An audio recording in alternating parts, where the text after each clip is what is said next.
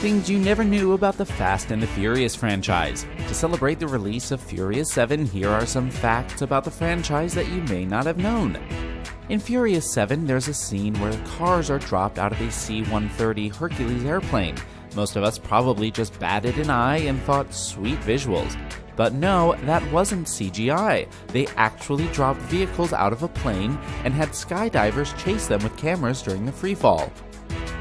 The beginning of the first movie is directly inspired by the chase scene in John Ford's movie Stagecoach from 1939. In Too Fast, Too Furious, Paul Walker pulled off many of the car stunts himself, no stunt drivers required.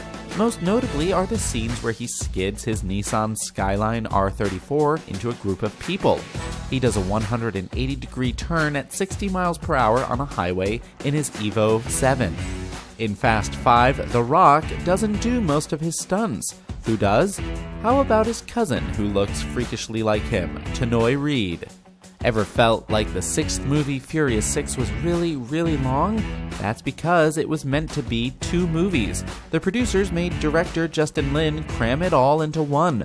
The first movie was going to be titled just The Fast, and the second was going to be The Furious. The bridge tank scene was meant to be the end of the first movie, and the plane runway scene was meant to be the finale to the series. The third movie, though sixth chronologically, Tokyo Drift, is based in Japan and centered around drift culture. This sport was basically pioneered by Keiichi Tsuchiya, who actually appears in the movie during the scene where Sean is training in his Evo 8 at the docks. He also drives his Evo 8 during the mountain training scenes.